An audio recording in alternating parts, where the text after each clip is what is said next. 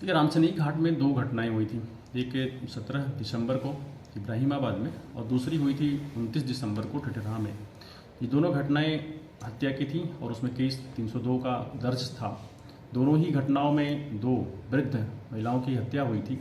वो हम लोगों के लिए बहुत एक चैलेंजिंग था और उसमें एक पहले दूसरी घटना में दयारामपुरवा में किसी मूवमेंट के दौरान जिसको अटेम्प्ट के रूप में देखा गया था, वहाँ से एक वीडियो और फोटो मिला था हम लोगों को, जिसको उन्होंने डेवलप करके लोगों में एक लगातार टीमें लगी हुई थी रामसनेही घाट के और आसपास के थानों की, और हमारे 6 अधिकारीगण वहाँ पे सीओ साहब, एडिशनल साहब सब लेकर करके इवन थे। हम लोगों ने अयोध्या के साइड के जो बॉर्डर के गांव थे उनमें काफ़ी प्रचार प्रसार किया, लोगों के संज्ञान में डाला कि इस तरह का व्यक्ति अगर कहीं मूवमेंट में दिखता है जो हमारे लिए फर्स्ट और सबसे बड़ा सस्पेक्ट दिख के रूप में आया था, उसको चिन्हित करें।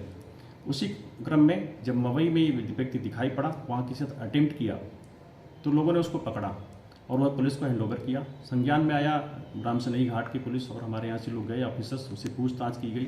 उसने पूरी घटना को बताया और घटना बताया नहीं, वहाँ की भौगोलिक स्थिति को भी उसने सत्यापित किया कि जैसे बताया बोला कि कन्फर्म है। उसने पूरी प्रकरण को बताते हुए ये बताया कि वो 4 को लौट के आया था सूरत से। 6 महीना वो सूरत में रहा और सूरत से लौटने के बाद ये उसने 2 यहाँ पे और 2 घटनाक्रम जो आते हैं दयारामपुरवा और ये जो अभी हुनहुना में हुआ है मवई में, इन घटनाओं को बताया कि मेरे द्वारा ही की गई थी। बातचीत के क्रम में पूछताछ में उसने कहा कि उसे कोई ताबीज़ चढ़ा पिला दिया है जिसकी वजह से उसका दिमाग कभी कभी बीच में ख़राब हो जाता तो ऐसा कर बैठता है, और ये एक अंधविश्वास से जुड़ी हुई बात है जो उसके दिमाग में बैठी हुई है। यद्यपि वो पढ़ा लिखा बिल्कुल नहीं है, पारिवारिक पृष्ठभूमि में भी थोड़ी सी डिस्टर्ब है। उसके फादर ने 3 शादियाँ की थी और ये पहली पत्नी से पैदा लड़का है अमरेंद्र, और जो रहने वाला सड़वा गाँव सिंदरा का है थाना का। और इसके बाद उसके फादर ने जो 2 शादियाँ की थी वो दोनों भी इनकी माँ, सौतेली माँ मर गई, पढ़ाई लिखाई बिल्कुल नहीं हुई। तो वहाँ से भी कुछ इसके दिखा कि ज़िंदगी डिरेल ही थी।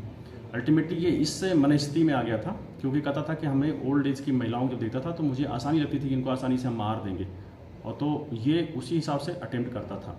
पूरी चीज़ों का उन दोनों घटनाओं से संबंधित जो परीक्षण योग्य माल थे, कपड़े आदि थे, हमने उन्हें परीक्षण के लिए भेज रखा है और इसको भी हम लोग अपने यहाँ वारंट पे लेकर के इसको पुलिस कस्टडी रिमांड भी लेंगे और सारी चीज़ें कंसर्न हैं वो इससे रिकवर की जाएंगी और परीक्षण के लिए भेजेंगे। इसका डीएनए सैंपलिंग भी कराएंगे जिससे हमारे पिछले लिए गए जो हमारे स्वैब्स हैं उससे परीक्षण कराने से मैच करा सकता है। पर्याप्त एविडेंस है।